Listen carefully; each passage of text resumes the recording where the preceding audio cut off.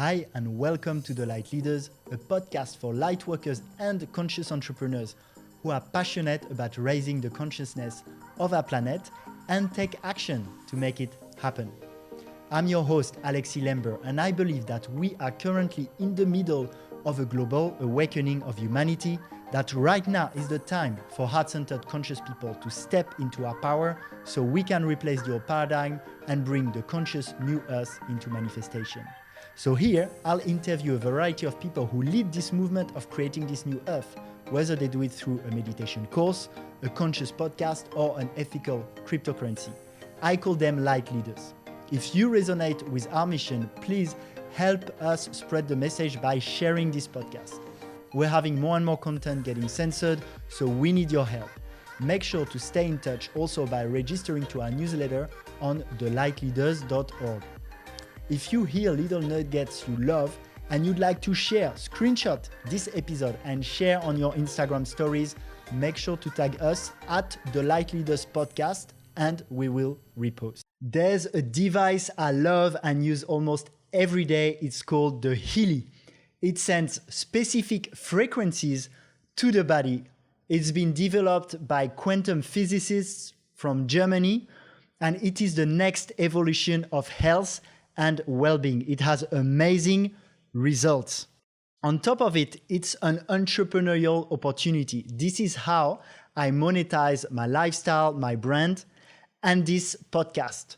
So if you're interested in getting this amazing device for yourself, or also in the entrepreneurial opportunity, I would love to help you. You can go to www.thelightleaders.org/Healy, Healy. Hi, and welcome to this new episode of The Light Leaders. Today, I am again with Ananda Sarita, who is a world-renowned Tantra master and mystic, offering courses, retreats, and trainings throughout the world. She lived in Osho's physical presence for 17 years and in his communities for 26 years. She received direct transmissions from him on meditation and Tantra. Sarita is true to the spiritual essence of Tantra and guides her students on the path of self-realization. At the same time, she helps people to transcend the psychological issues which are carried as a result of cultural conditioning and past experiences. She's also a master healer, author and producer, director of Tantra online courses and Tantra meditation CDs. Sarita, I'm so happy to have you again on The Light Leaders. It's wonderful to be here. So in the first episode that I encourage everyone to listen to or watch, we talked more in general about what is Tantra, what you learned from Osho, but also in general, what you teach in Tantra, and also more broadly, how it can help heal the world and why it's a very important tool in today's society, I feel. And today I'm super curious and excited to have you. And the angle, the topic is more around living in community. So you've lived in many of Osho's community, in Pune, in the ranch in Oregon, and also what you learn from it and how we can build communities today better thanks to this experience. Yes. Yeah, I'm very passionate about this subject, actually. Yeah, so how old were you when you met Osho for the first time? I was 17 years old and I had hitchhiked to India looking for the essence of life. And then I happened to meet him by chance, but I think it was actually destiny. And I listened to one of your interviews when you said you were at the same time also going to do a Vipassana retreat with Goenka. Yes. And what I'm very excited about having you here is you've met directly, you've been in contact and lived with Osho, did Goenka's retreat, while our generation would get Goenka on the screen when we do Vipassana, or Osho in a book or on the screen if we watch Wild Wild Country, for example. Yeah. So it's very exciting to have that more direct transmission in a way. When you met with Osho, did he have a community already? So in Pune? No, when I met Osho, he was living in an apartment in Mumbai. And I was at a backpackers hotel the night before I should go into the 1-month Vipassana retreat. And I met a couple and they said, we're going to meet a very interesting man this evening. Would you like to come with us? And I was always up for adventure. So I said yes. And I went with them and they took me to Osho's apartment. And there was about 30 people dressed in orange. And they were all sitting in meditation. So I just sat down and waited. I didn't know exactly what I'm waiting for. And then Osho appeared and sat down in an easy chair. And he started giving a discourse on the Vigyan Bhairav Tantra. And little did I know at that time that that was to be my destined life path, and in particular with Tantra. And his discourse simply blew my mind, like fully blew my mind. It gave me a vision of heaven on earth through Tantra practices. What blew your mind more specifically? Was it more the content of what he was saying, a certain frequency? One thing that blew my mind was the way he was moving, because I was a student of dance and I was convinced that through dance, I will find the essence of life. And I was actually looking for the ultimate dance teacher. And the way Osho moved with so much grace, presence, dignity, consciousness, I knew he is the ultimate dance master, even though he was not teaching dance per se. He was teaching meditation.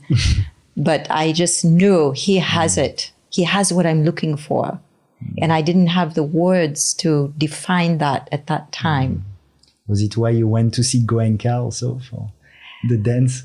The reason I went to Goenka is because when I came to India, people said, India is a very mysterious place. It will reveal what the truth of your soul is.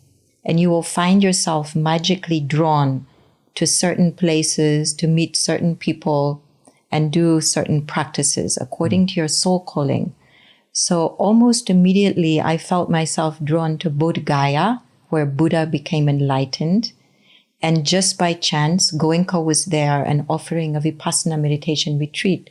So I just joined out of basically curiosity, thirst. I didn't know anything about meditation at that time.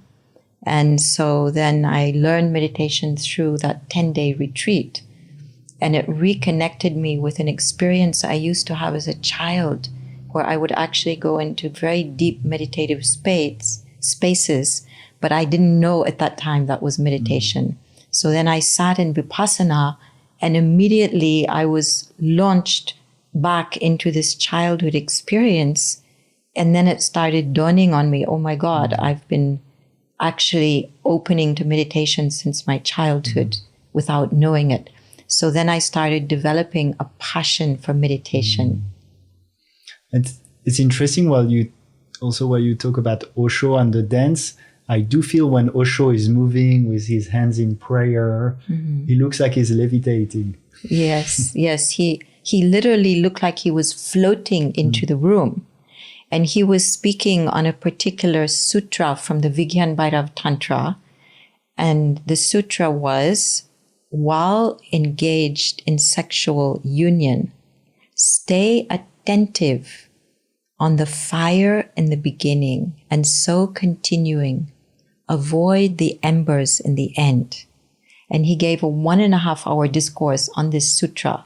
In the Vigyan Bhairav Tantra, there are 112 sutras. So he was in the process of giving a series of discourses on the different sutras. And I happened to land exactly on the point with that sutra. And that was answering some very deep questions I had about sexuality. Because up till that time, my experiences had not been very favorable, I would say. But he gave me a glimpse of what is possible. And that really inspired a tremendous thirst to go deeper on this path. So that's when you met Osho for the first time. Yes, yes. How does the adventure goes on from there with Osho? Well, then I did my month-long Vipassana retreat in silence. And at the end of that retreat, somebody said, oh, Osho is doing a meditation camp in Mount Abu. And Osho called his meditation camps a camp for inner ecstasy and enlightenment. Samadhi, sadhana, shibir, he called it. And so I was believing I go to one camp of 10 days and I will become enlightened by the end of the camp, not knowing, of course, what enlightenment is. And so I went to that camp, and there I was initiated into what he called neo-sannyas. And this was a very powerful initiation process. He gave me a new name. He gave me a mala with a locket with his picture. And so that was a very, very powerful process. And he explained the meaning of my new name, Ma Ananda Sarita, Ma meaning mother of the universe, Ananda meaning bliss, and Sarita meaning river. And he said to me, if you continue with meditation, you will become this. And becoming my name took many years, but it finally happened. Yes. And from there, when did he create the first community in Pune? So at that time, he was living in Mumbai. And so I went to live in Mumbai. And that was quite challenging because basically he was a living and breathing mystery school, creating a Buddha field around himself wherever he went. So living in Mumbai in that chaotic city environment and trying to maintain, doing different series of meditation practices, going to see him once a week or twice a week, where he would offer some kind of reflection on my experiences in meditation and then give me maybe some new practices. So this was very, very powerful. And yet it was challenging in the city. And I know that he really wanted to create a community. So finally it happened a year later in Pune, which is basically a suburb of Mumbai. But in those days, it used to take about 4 hours or even 5 hours to drive to Pune. Okay. So a year later, there was a move to Pune and an ashram was started there. So I was there with the first few people. And then I stayed. And basically, I stayed in his community for 26 years. 26 years. And I'm excited to have you because you were in Pune. Yes. And then you were in the ranch in Oregon. Yes. And then you were again. Then Pune. I came back to Pune too. Yeah. Pune too. Yeah.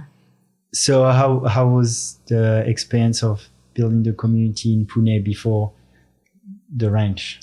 It was quite wild and chaotic at first. And basically, at first, Osho was attracting quite a lot of hippies, like people who were hanging out in Goa, who were interested in spirituality, who were open to try something new.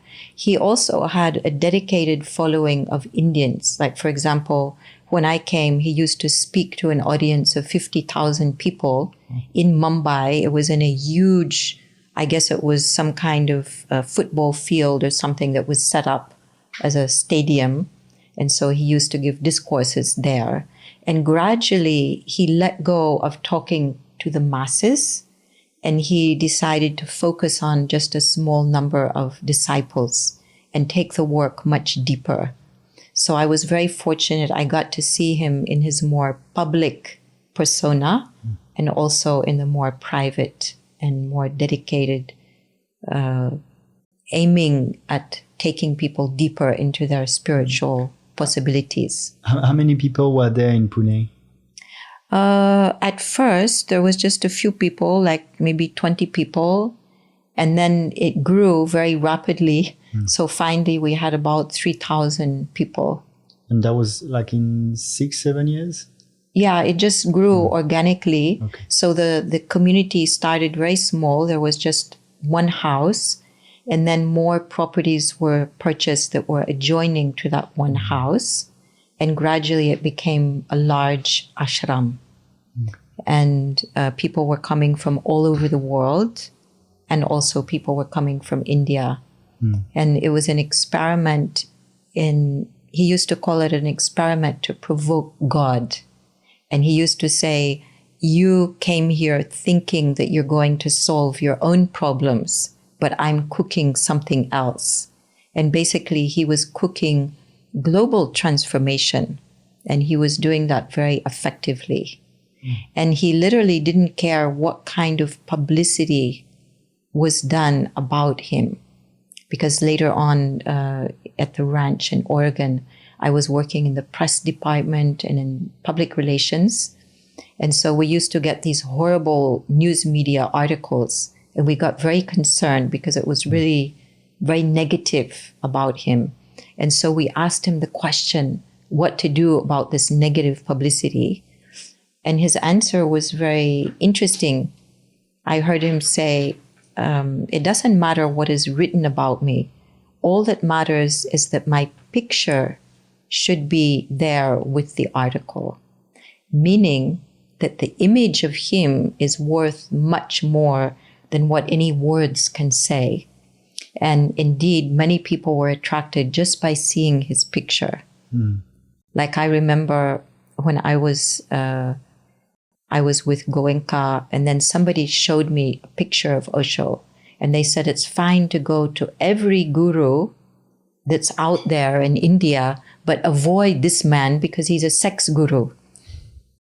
And so they were showing me this book with his picture, and I looked at the picture, and it didn't compute with the words this person was saying, because I felt something from the picture, very powerful transmission.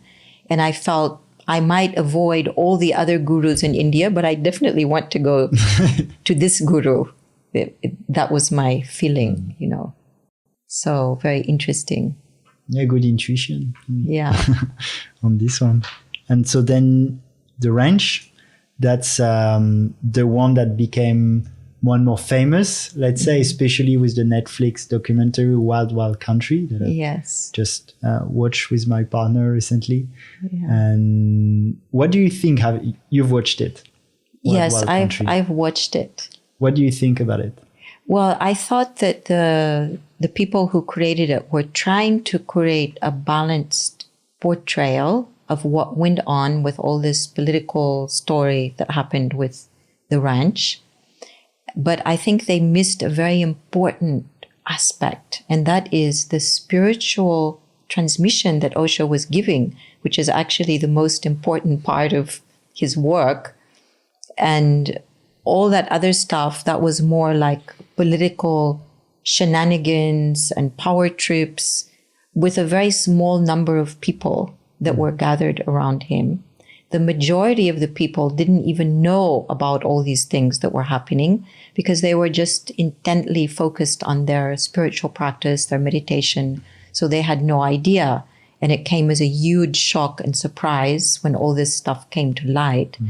So the question is, what were all those people, thousands of people doing? Sometimes there was 20,000 people coming from all over the world to gather at the ranch. Why? What were they being attracted to? So that's really missing in Wild Wild Country. What is the nature of a mystery school? What is the nature of a Buddha field?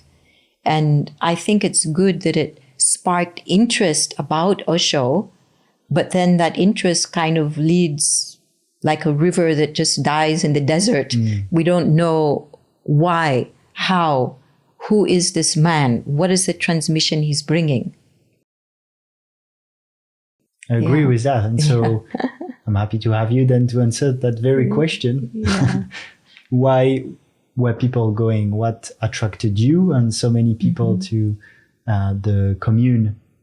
I think there's an innate desire in human beings to find spiritual liberation, what we call enlightenment. It is an innate longing in many people. And so it's very natural that we seek for persons who have mastered this, who have come on the journey And then they can point the way. They can help us to walk the path. They can give us signposts and indications. And this is the role of the guru or the spiritual master. And so he was sending out that spiritual transmission. People were attracted, just like bees are attracted to flowers, to find the nectar so they can make honey. We want to make honey in our lives.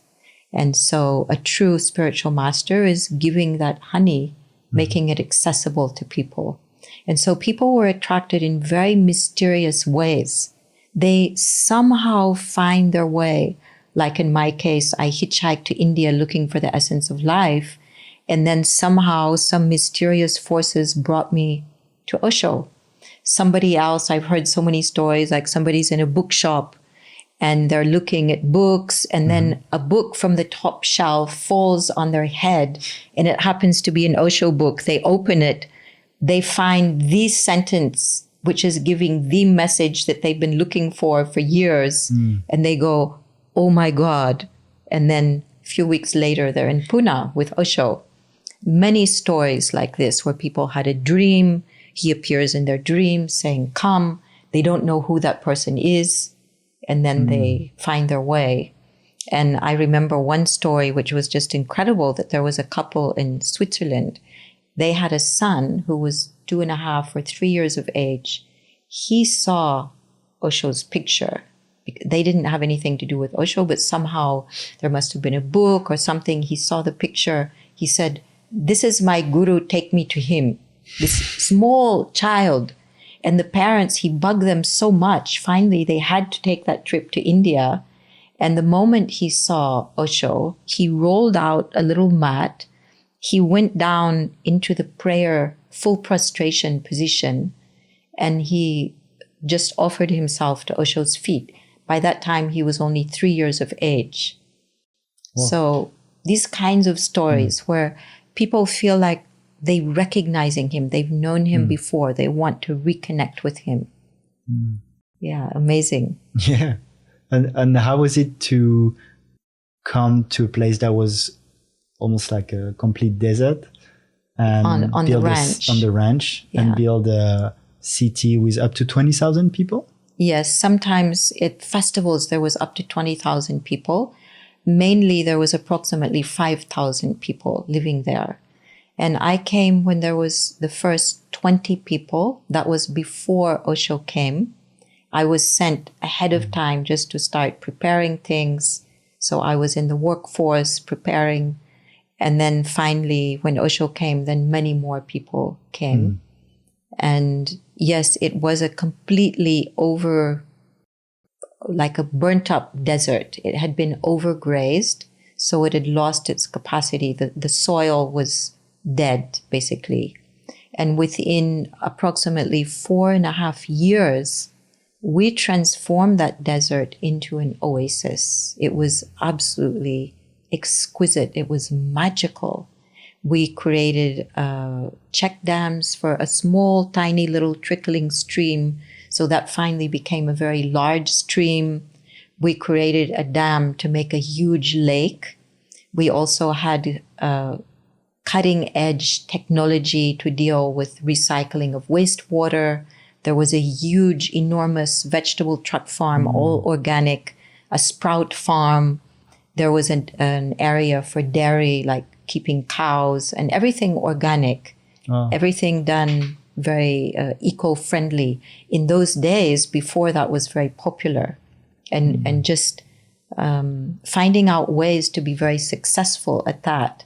And then you had all these hippie meditators who were transformed into workers, like making roads, building houses. It was just incredible to see the devotion that people poured into it. It was just incredible.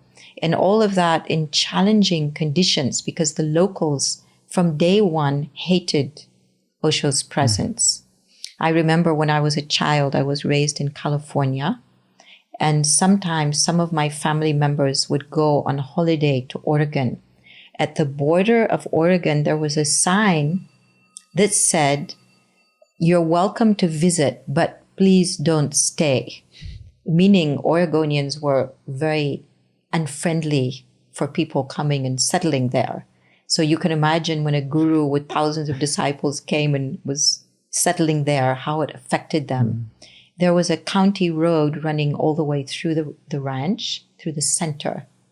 And so anybody could travel on that road, and locals used to come in trucks with guns, with a picture that showed where the rifle would be hitting, like a target that had Osho's face on it, and then words, better dead than red.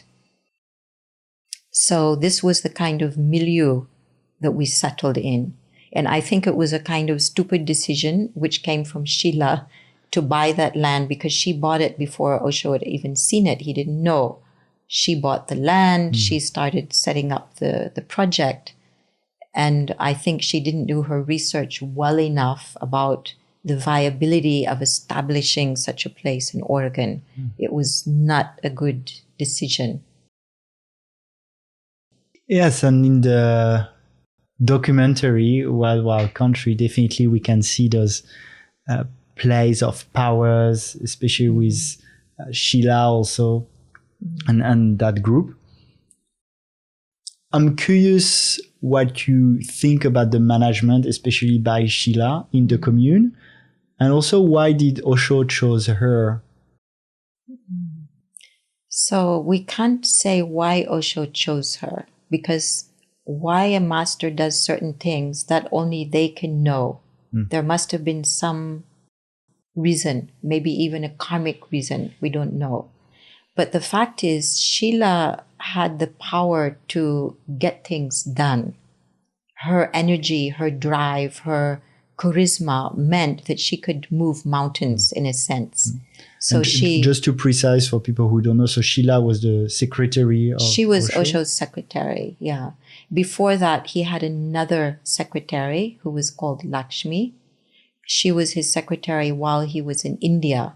And I think once he came to America, she was not familiar with American ways, while Sheila was familiar with American ways because she had gone to school in America. So she felt very comfortable being in America, doing things, getting things done. And it was her idea, I think, initially to invite Osho to create the ranch, to, invite Osho there. And so she was the mover and the shaker to get all this project moving and happening. And I know that Osho's dream was to create an ashram or a community in the Himalayas. But at that time, the political climate in India was such that he was being prevented from all sides because he had a reputation of being unorthodox. And so there were people who were inimical to his vision, his ideas, who were trying to prevent him. And so I think Sheila had the idea that maybe this can happen in America because America is a free country. However, that's not really the case, is it? It's a dream. Yes, it's a free country, but not really. Not getting better. Yeah. So, yeah. And did she change with the power? How do you feel?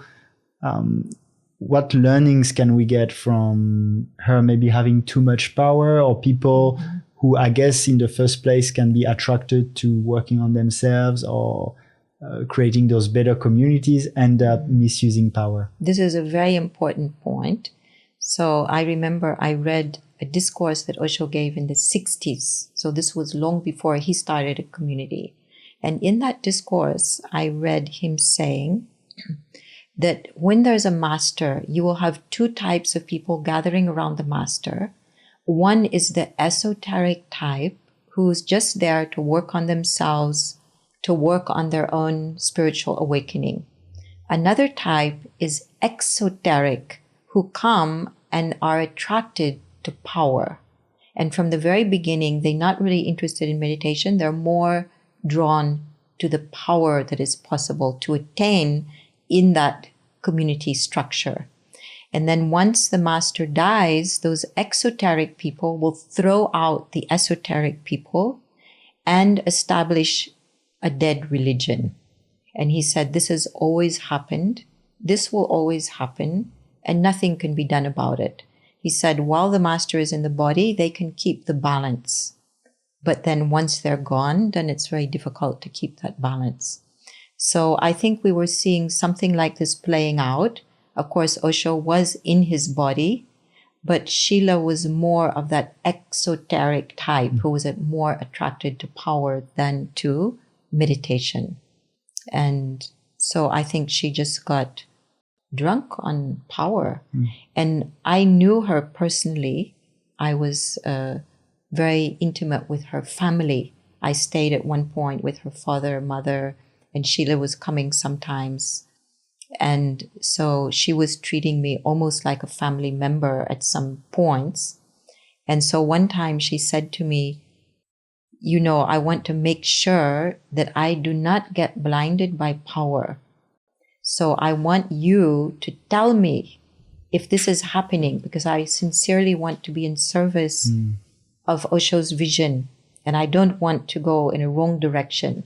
Just the idea that she had that thought already shows the seeds were there. And I said, okay, I will tell you if I see signs that you're going in a wrong direction. And then sure enough, after some years, I actually told her, Sheila, you're going in a wrong direction. You're drunk on power. And she looked at me like I'm crazy. And then she just went on doing her thing. And I realized, okay, that was too late. Maybe I could have told her earlier, but maybe she wouldn't have recognized, you know. So by the time I said anything to her, it was already too late. Yeah, that's interesting because I'm always interested in building communities, and a lot of people talk about building communities, building the new earth, a new world, new systems of governance. But it's interesting to see what's been done and that it's not easy, and that the shadow can creep up at any time. Yeah, the shadow can creep up. But if you look at some ancient models of building community, there was some wisdom in that. For example, you would have some wise person who would be giving advice to the people who would be running the governance of the community. So kings used to go to mystics, and they would bow down to mystics and take the advice from the mystics. And of course, if you're taking advice from mystics, those should be enlightened mystics, not mystics who are so-called or fake in their spiritual attainment. So that's one thing that has to be checked. So was that Osho in the commune? That was Osho, yeah. But Osho would have people who were running the commune, but then he would be giving spiritual discourse. He would be offering different kinds of guidelines, advice. However, when Sheila was coming into power on the ranch, he went into 3 years of silence. Yeah, that's what I was going to ask about. So I think, in a sense, he might have been doing an experiment. How much have you all grown up during Puna 1 in your spiritual abilities? Are you able to hold it together? Maybe he was testing to see how safe will it be when it's time for him to leave the body. How much have we understood of his vision? And basically, in part, there was a tremendous understanding because we created a magnificent, beautiful jewel of a community, which was full of joy, laughter, love, consciousness on many, many levels. And then there was like a worm that entered into the apple and made it rotten. So this happened. And it's very interesting for me because I see what happened in a very small scale there happening on a bigger scale in the world at large. And we can see the signs and how that's playing out. So you talked about the joy of being in this community. Do you want to share more about why it was so awesome to live there? I've thought many times about what was the magic ingredient. And of course, one of the magic ingredients was having an enlightened presence in the community that creates a special Buddha field. So you step into that field of energy and automatically consciousness starts expanding. And that creates a special magical quality or feeling. And that's something which they were unable to describe in Wild Wild Country, either by the footage or by what they were saying. So you couldn't get the incredible magic that was present there in terms of vibration. The other thing is that Osho was really strongly insistent that you can play all kinds of different games and experiences, but only in the context of meditation. So everything had to be infused or imbibed with meditation.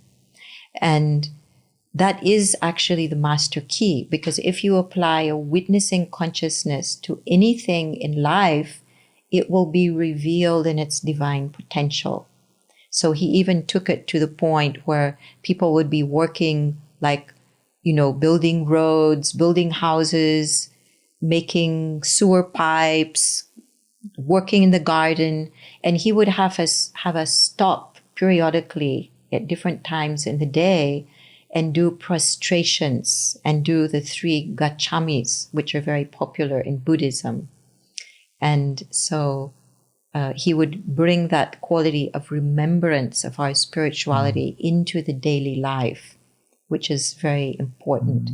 So he was saying, for example, it's not what you do, it's how you do it that makes all the difference. And I think if we had more awareness of that in our culture, it would be a very different vibration. So you had people doing all kind of jobs, but in that energy of meditation, witnessing, opening up, learning lessons through that were valuable on a spiritual level. Like I remember in Pune 1, I was cleaning floors. I was actually cleaning floors for 8 years as a devotional practice. And I found out by cleaning floors, I could also do inner cleaning. I was cleaning my own inner being while I was cleaning the outer floors. And it became a very profound spiritual practice. Wow. Yeah, that's really incredible to hear. Yeah. And I'm also interested in, especially as you worked at the press there, the negative aspect, at least what people would say. So when you said there was a lot of negative articles, especially about the Commune or Osho in general, what were the most common ones? It was actually an eye-opener about how media functions. Because some reporters at some time, they had written some scandalous article saying all different kind of things which were untrue. Then that same article went into some file, I don't know where it went in the world, where other reporters would draw from, and they would just reprint the same bullshit that was not true over and over again ad nauseum, till finally people were just believing that this was true. One example of that was that in Pune 1, it was very common that people were very affectionate. So you would see droves of people wandering around in the ashram and just stopping and hugging each other. And sometimes these hugs would go on for 5 minutes, maybe even 7 minutes. So visitors coming into the ashram would be very shocked because they were coming with their puritanical attitudes. They would see people locked in embrace, with clothes on, but locked in embrace for 5 minutes. They would start projecting and imagining all kinds of things. And then it would be reported there's orgies happening in this ashram, which was absolutely not true. It was just people were very affectionate. They were riding on a wave of love. So they were tapping into oceanic love. And that meant that they were very demonstrative of affection and sharing that energy, sharing that vibration. So this went out into the press, that's a sex guru. And then people just started believing it, even though it was based on lies. So there was a lot of that going on. And many times we would have reporters coming to the ranch, whether that was from film media, maybe print media. We would be giving them tours, showing them around. They would do some kind of glowing article because they would show the article to us. Then whoever was running the newspaper or the film media, whatever it was, the media outlet, would tell them, you can't print this, you have to change it. You have to make it in a negative light about this guru. That's a cult, that's a guru, it's a sex guru, it's this. So then it would go through an editing process and come out completely scrambled and in a very, showing the ranch in a very different light. And then we would talk to the reporter who would come, what happened? And they would say, well, I have a wife, I have kids, I can't afford to lose my job. So what can I do? This is just the real world is like that. We have to cave in, we have to do what the boss wants. And of course, that boss has another boss on top. So somebody was giving orders about how this guru has to be portrayed. It was as simple as that. I feel it hasn't changed. It hasn't changed. It's gotten a little bit worse now, I think. But now it's very obvious. In those days, people didn't realize that was happening because there was still a belief in freedom of press and freedom of expression, etc. Now I think everybody knows that it's not really freedom of speech anymore. But in those days, there was still a belief in that.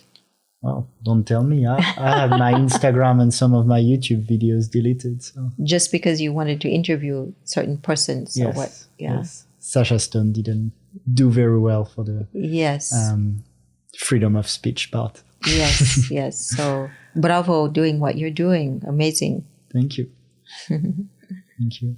I'm also interested so you talked about, for the negative side, Osho, the sex guru.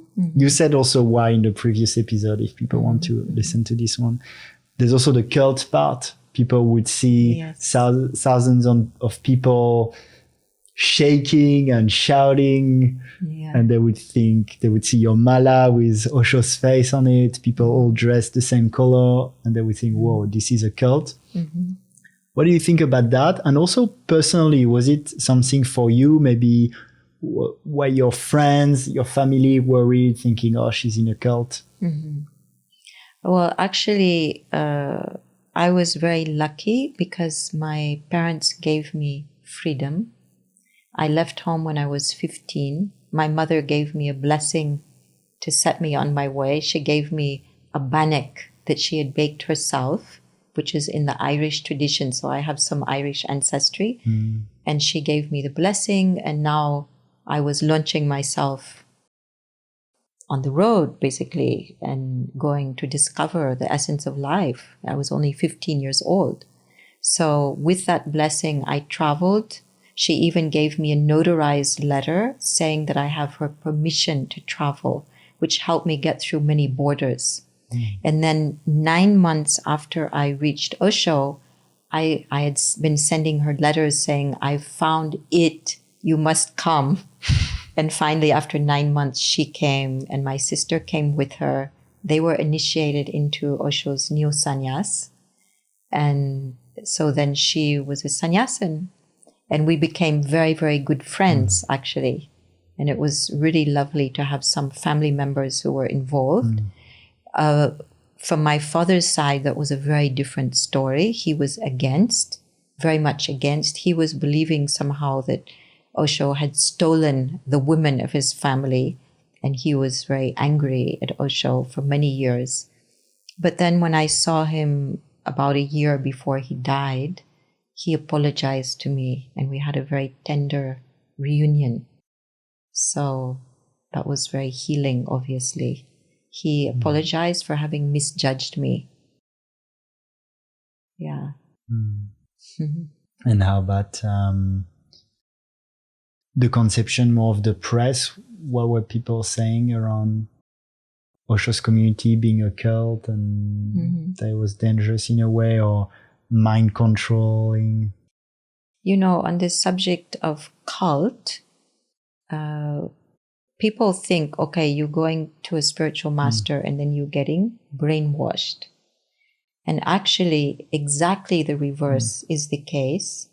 You are going through an unwinding process to release what is not yours and to reclaim what is your true soul calling. I'm not saying that every guru is working that way, but Osho was definitely working in that way. He was deprogramming people from the false conditionings they had been given from their early childhood and helping people to find their own unique truth.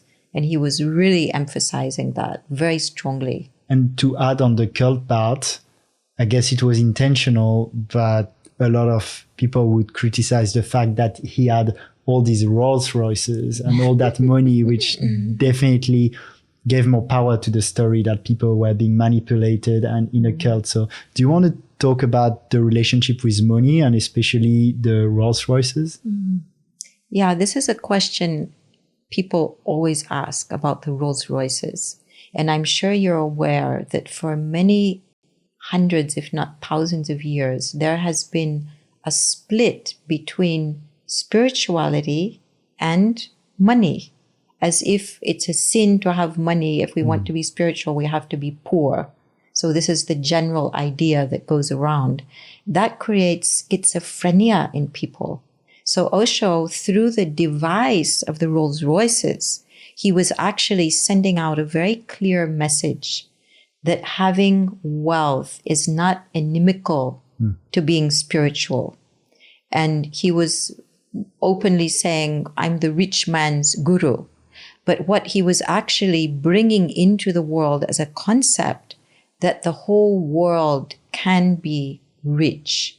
If we play the game right, we can create a paradise on earth where everybody is raised to the level that they deserve of living in comfort, living joyfully, that there's no reason why we have to have this divide between wealth and poverty, or between spirituality and wealth, that this is a sickness, it's a disease that has somehow engulfed our earth and our way of thinking.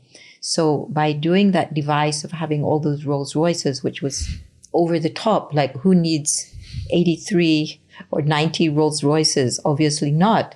But he's making a very powerful statement through that. And he got the attention. And I think that on an esoteric level, he was working to somehow cut through all that bullshit that had gripped humanity for so many years around this divide between materialism and spirituality. And he was doing that work. And I think never again can we be in that divided state as a species. It will not function anymore because of this work that he's done. And it's good to note that when he left USA, he walked away from all those Rolls Royces, and we never heard about them again. And there was never any desire on his part to have a recreation of the Rolls Royce game. It was a device. He left it behind, and that was it. Yeah, it makes me think about the same with sexuality, that division between spirituality and wealth. Something we touched upon more in our first episode. But similarly, he wanted to stop that division between being spiritual and sex. And sexuality, exactly. Because that's another division that's created schizophrenia and misery in so many people. So he was literally healing this inner division in people that leads to so much stress.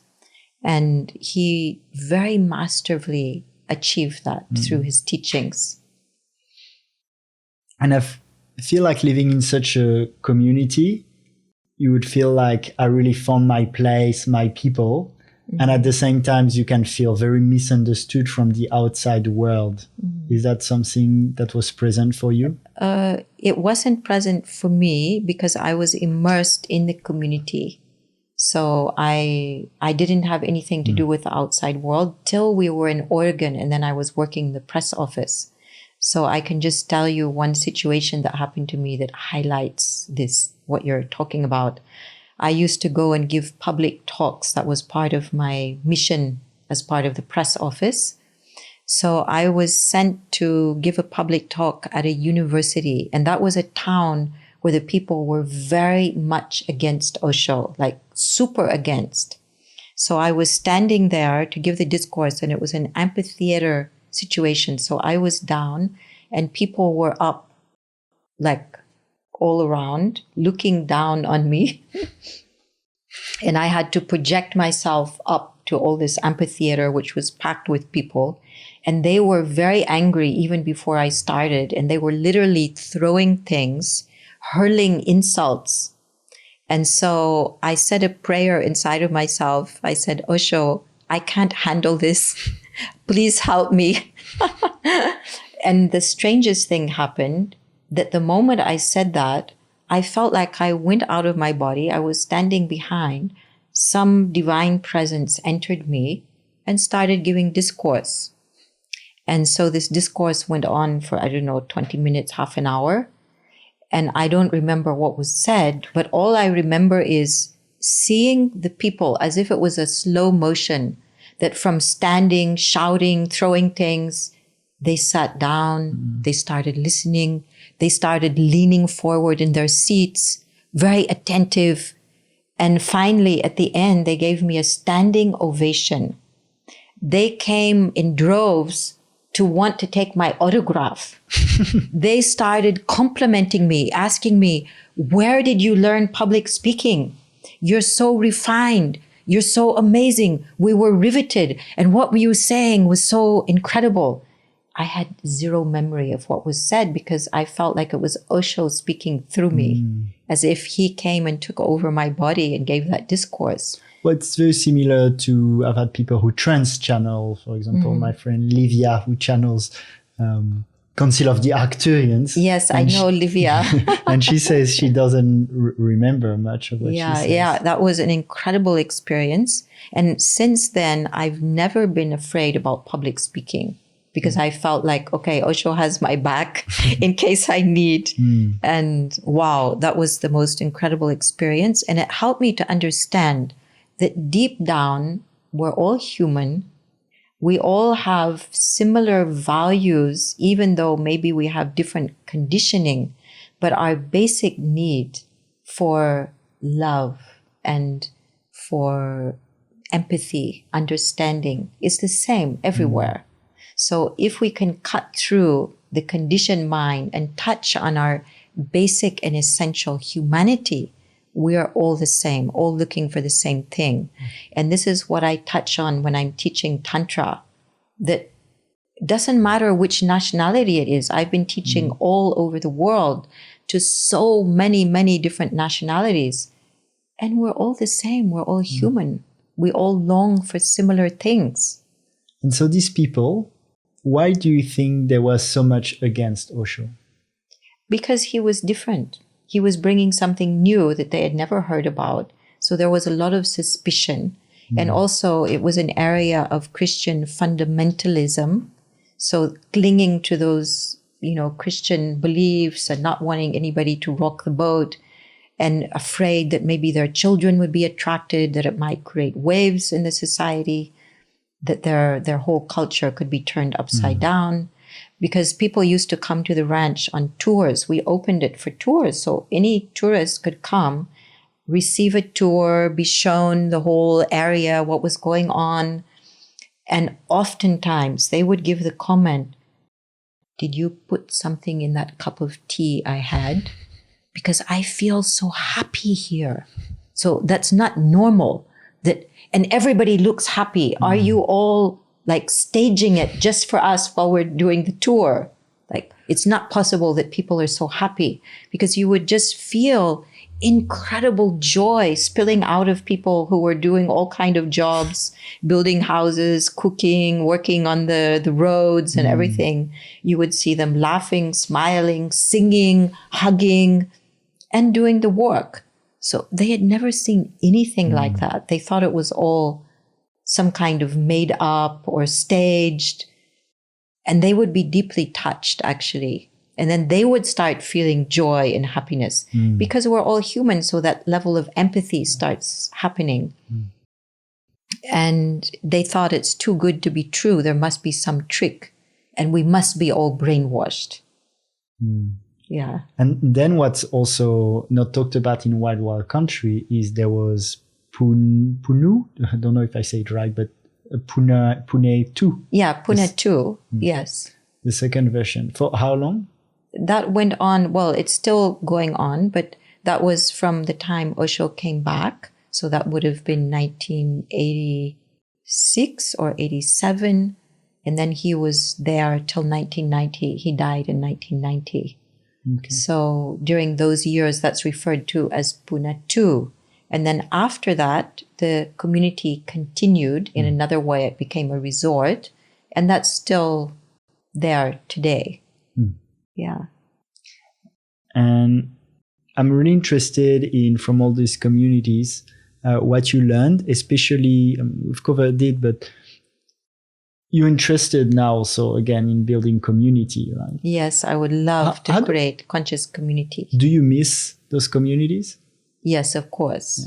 Because here in Bali, we have a beautiful conscious community, but I guess it's nothing like living in a proper community. Yes, because basically a community like that is a Buddha field. It's a field of tremendous transformation. So just being in that energy, you are transforming yourself.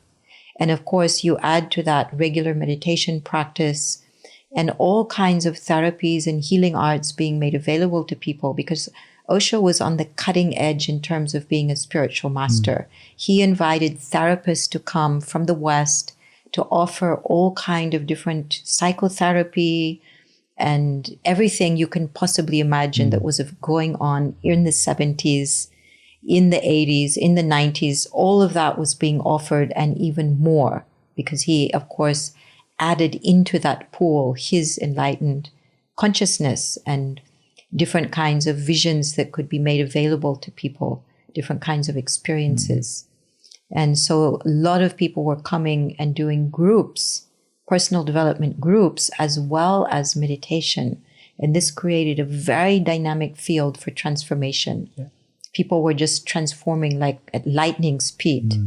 So I'm curious, if you were to do a community today, you have all the resources, how would it look like? Oh, I love that question. And also, how is it governed? How does it work? Yeah, so where is it? First of all, I would imagine that it would be based on permaculture. And I believe the garden has to come first. And that's very much in tune with Osho also, because he emphasized the garden tremendously, and that we shouldn't trim the garden. We have to let the garden be more natural.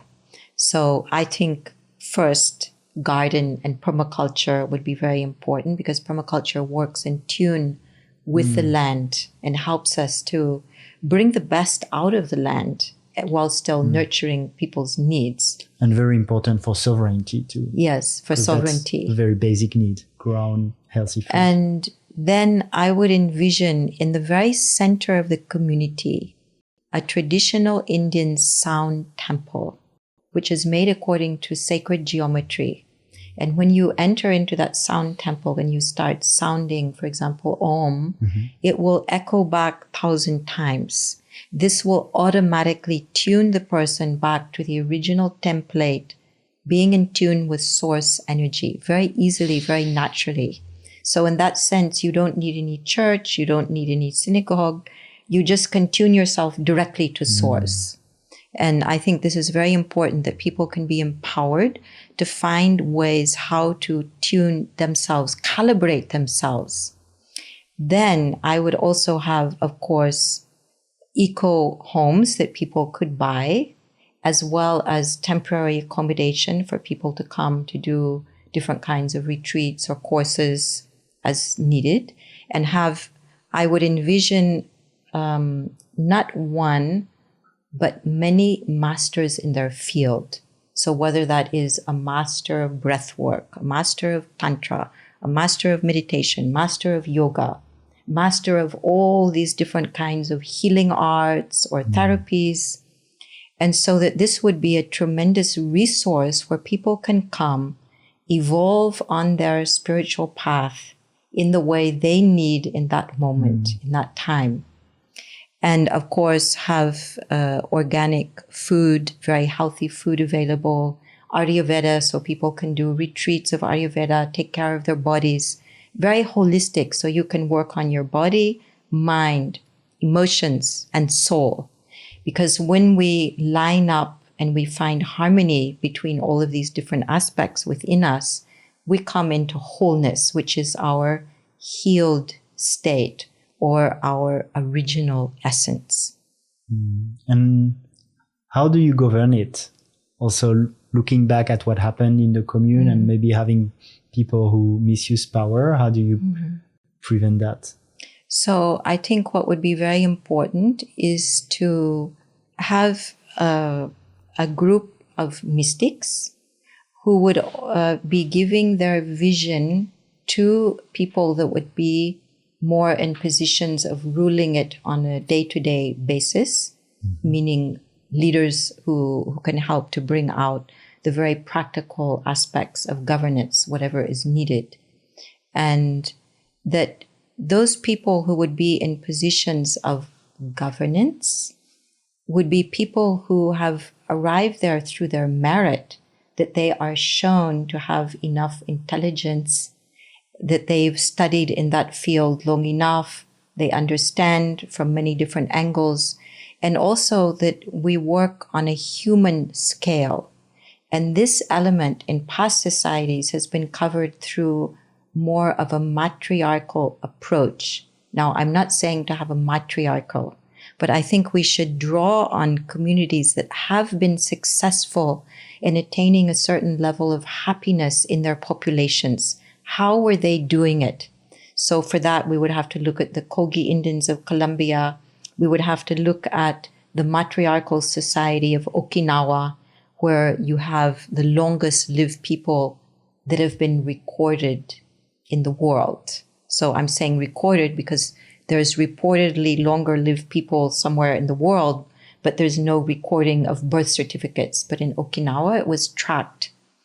And so what are their secrets? We should study these different cultures, draw on that indigenous wisdom, which has been present in humanity over thousands of years, find out what has been working. And also, I think we need to tap into a new vision of history, because the old vision of history is just based on wars, on conquering, on bloodshed, and all of that. So we can tap into the enlightened vision of history. And I've written a blog on this, and I'm very passionate about this subject. And that's something which Osho has given to the world. He has given discourses on different enlightened mystics that have existed throughout history in different parts of the world. And he's given us a deep insight into those enlightened mystics.